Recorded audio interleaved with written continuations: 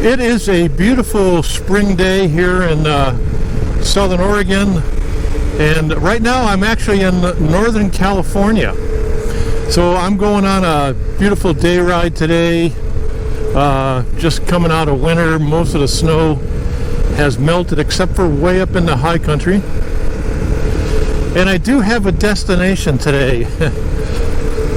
I'm returning to an area that I visited a couple years ago. It's the Klamath River, which flows from near Klamath Falls in Oregon all the way out to the Pacific Ocean in California. And the river has had many dams on it, and 4 of the dams were removed last year as the largest dam removal project ever in the United States. I did a video back in 2023 when the dams were still there. If you want to know a little bit about the history of why the dams were there and why they were removed, I'll put a link to that video and you can go watch that. But this is a return trip to the Klamath River after 4 dams were removed last year, and the river is now once again a free-flowing river, and from what I understand, salmon are starting to return to the ancestral spawning grounds in the upper reaches of the Klamath River and its tributaries. So you want to see what the Klamath River looks like now after dams removed, and go on a spring ride with me on my KTM 390, then come join me for this video.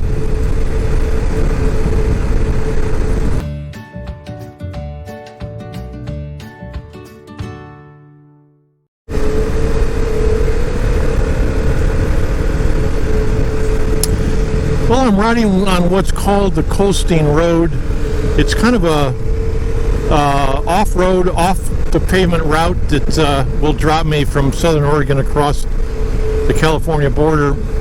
It roughly parallels Interstate 5, and I'm trying to avoid riding on the interstate today as much as I can. I'll have to do a short stretch for maybe 3 or 4 miles, but the rest of it should be off the pavement and some on the pavement too.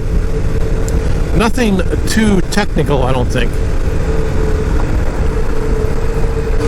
And a bit of an oddity on the Oregon-California border, there's a few of these liquor stores. Here's All Star Liquors, and it's the only establishment at this exit. There's nothing else for miles around.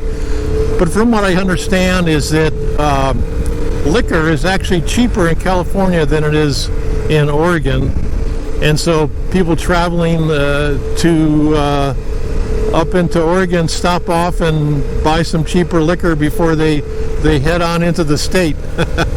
But there's a few of these stores around. Really odd.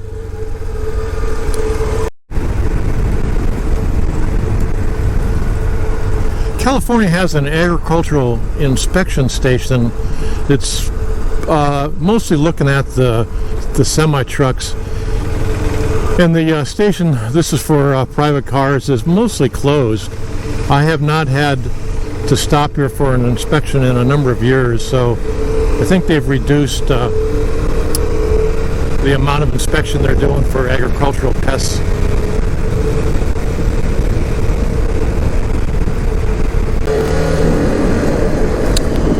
Well, I'm entering the town of Hornbrook.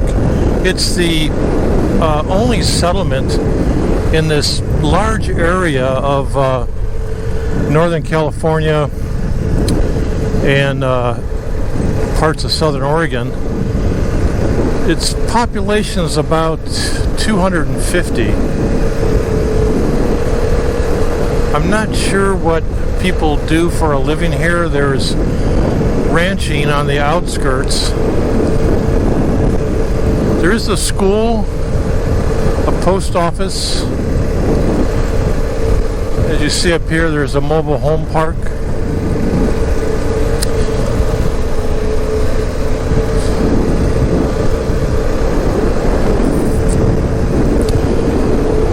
There's not a lot of commercial here. Here's a building that looks like it was a commercial building at one time, but it's mostly not.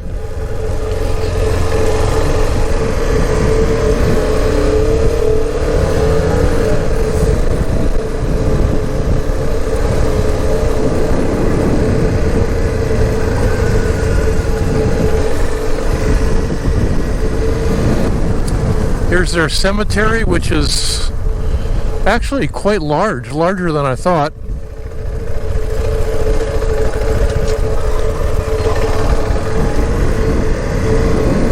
This area gets very hot and dry in the summer. There's fires.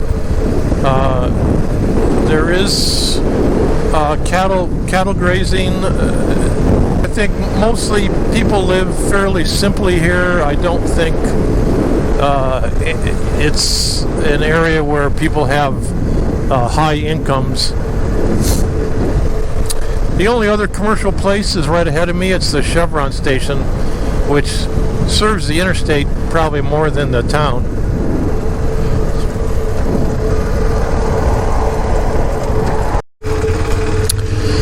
And the only other commercial place is for sale here. It's the First and Last Chance Saloon and Cottonwood Creek Pizza. And as best as I can tell, the pizza is closed permanently, but I think the saloon may open up later in the day. It's still operational. I've been in there a number of years ago. It was being run by a woman that lives right next to it.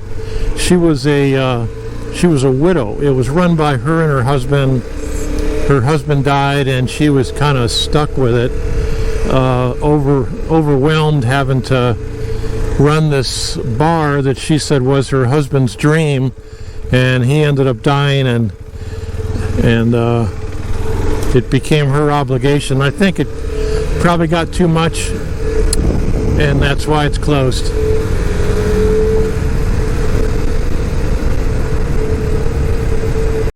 And there's the Klamath River. It's, oh man, there is a ton of water coming down there. I am not used to seeing that kind of volume of water. It might have to do with two things. One is we've had a very wet winter, a lot of rain, a lot of snow, so there is quite a bit of snow melt. And the other one is the removal of the dams may have an impact on the flow because they're not impounding water. But that's as much as I've seen the Klamath. It's a raging river right now.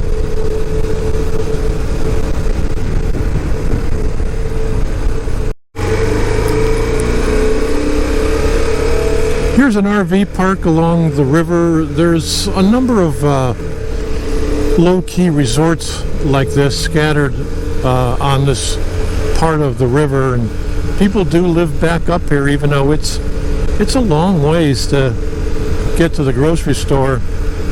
Nearest one would be in Wairika, and that's quite a ride. The removal of the dams, of course, were not without controversy.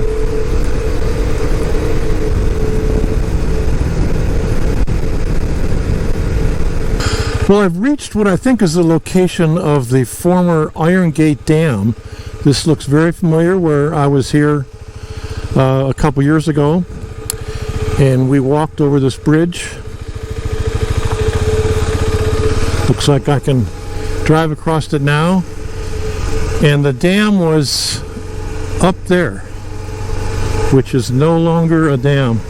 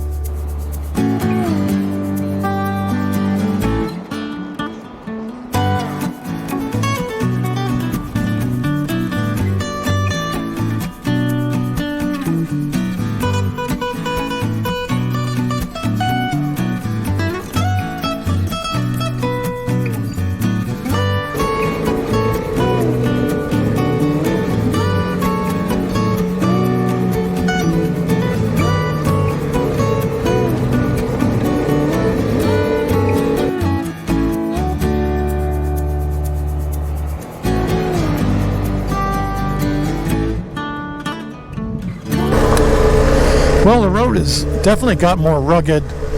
I passed the upper reaches of the old Iron Gate reservoir, and I'm in the area where the two Copco dams were, Copco 1 and Copco 2.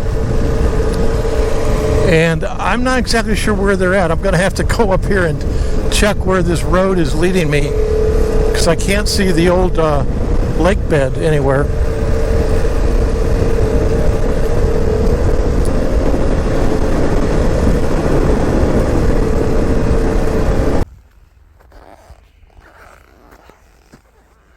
Well, just to the right, beyond view, is where the Copco 1 and Copco 2 dams stood. I took a video here a couple years ago when the lake was up to the level of where you see the workers down below. Most of the restoration work now is focused on the riparian, the streamside areas, since the river you see in the back is flowing free now, but it's all barren land where it used to be underwater with the reservoir. So there's a lot of planting of native plants going on. And how you doing? What are you doing? Not bad, huh? Huh? You realize this is a construction zone? You're not supposed to be in here unless you're geared up. There's trucks coming in and out. Yeah, I saw that. I saw it said construction. I didn't see anywhere where it said authorized or something like that. So I've been looking at the signs. So Okay. Well, I was not aware of that. Yeah, that's the deal. So. Okay. Okay. I'll buy into that. So so when we were here a couple years ago, I was able to drive around. Yeah, you can still drive around that way. Is that a shorter distance than going back and less construction? I saw the sign said that the construction ends. Right. You won't hit. Like if you go back out that way, yeah, you're going to hit the gravel trucks coming in and out. But if you go that way, you shouldn't hit any. And how is that road?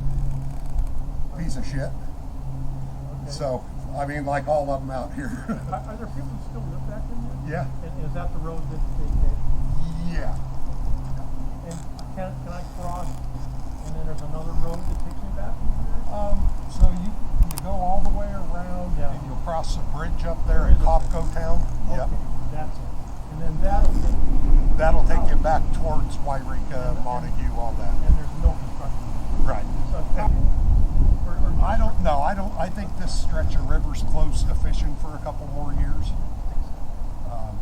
I think until the river cleans up and the salmon are a little bit more established. I mean, until you get 3 years from releasing salmon, you don't really know how many are coming back.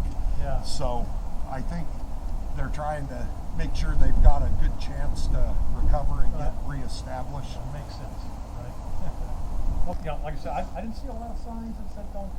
Right. If you know somebody to talk about that. They're supposed to be putting more signs up. Where it says they're actually going to start putting the cable back up across the beginning of this road. Yeah, because this is happening all the time. Yeah, There's people coming well, back. there's probably like me. They didn't really, it wasn't that explicit that you couldn't go there. Yeah. It just basically said caution trucks. Yeah, like a year ago, there were keep out, authorized entry only, all that kind of signs, and I don't know what the hell ever happened to all them. So. All right, I'm going to go take that road. I think that's the best way. I think so. Away from the construction, and it's probably a nice ride for me too. So. Yeah, as long as you don't mind a little bit of rough road. A little bit cha-cha-cha is okay. Take care. Yeah, you too. Well, that was a little interesting encounter with that man who worked at the construction zone. He was pretty belligerent right off the bat, but after I got to talk to him a bit, and then he was fine. I mean, I'm not here to break the law or to upset anybody. I just didn't see any signs. There's no signs that say keep out, authorized, personnel only. People live back up here. I even asked them. I'm going down this road that I'm about to turn to, and people live here. So people come here all I shouldn't say all the time, but there are people that come through the construction zone. So, and I'm fine taking this route going back. We'll see how it works. It's outside of the work zone, so I shouldn't see any trucks at all. So let's go and continue this adventure and see if we can get around the old Copco Lake.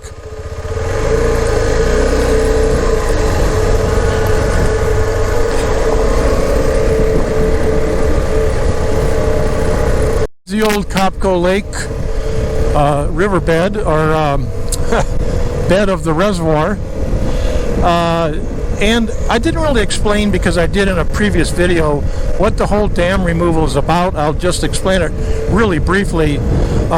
These dams have been generating small amounts of electricity for about 100 years. They're not used for water supply or for irrigation, anything like that, just for generating electricity. And it's 4 dams are owned by Pacific Corp, and they came into an agreement with state of California and with the Native American tribes downstream to remove the dams, as it would cost too much money to upgrade them for fish passage, and it'd be cheaper for Pacific Corp just to get rid of the dams, since they weren't generating massive amounts of electricity. So it's been a controversial dam removal, but obviously time will tell. We'll see how Mother Nature does, restoring the river back to more of a natural state. Looks really good, as I said before. It's a lot more water coming through it. It's starting to meander in its channels. We're getting some columbines coming in, state flower of California. And up here at the end, I'm going to run into a small settlement of Copco. Well, I think I'm coming into the settlement. Hard to believe they get trash pickup way out here. It's a long ways into the nearest town is Wairika, and I don't know, that's got to be 30 miles, maybe more. Okay, I'm in Copco. Copco stands for the California-Oregon Utilities Company, that were the original builders and owners of the dams, of the Copco dams. Copco Lake Store, but I don't think it's open. Fire department. And here is the bridge that's going to take me back.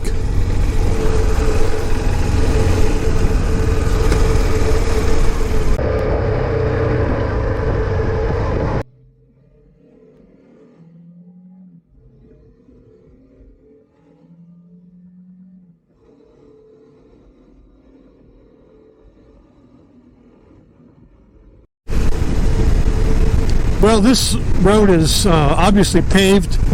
It's the main road back to Copco on the, I guess it will be the south side of the river. And the river's a ways off, so I'm not really following it. But it is a nice, it's a beautiful spring day for a ride, I'll tell you. In a few months, all that green grass will be dried out and dead and brown, but this time of year it's beautiful out here.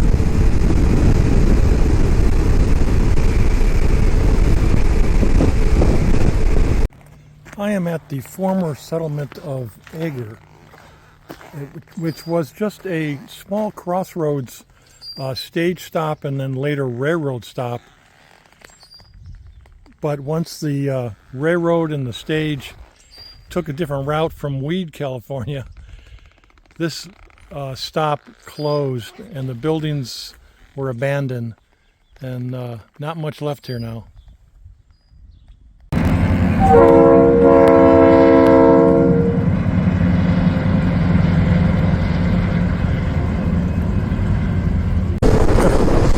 Made it back to Oregon, not that far from my house. It was a good day trip, one I've been wanting to do for a bit. I didn't realize I was going to get in trouble though, but everything turned out okay. And it was an enjoyable trip, a little bit of pavement, a little bit of off the pavement riding too, which is always fun. Nothing overly challenging. Anyhow, I hope that you enjoyed this video. If you did, give me a thumbs up. Think about subscribing, and I'll see you next time on one of my senior moments.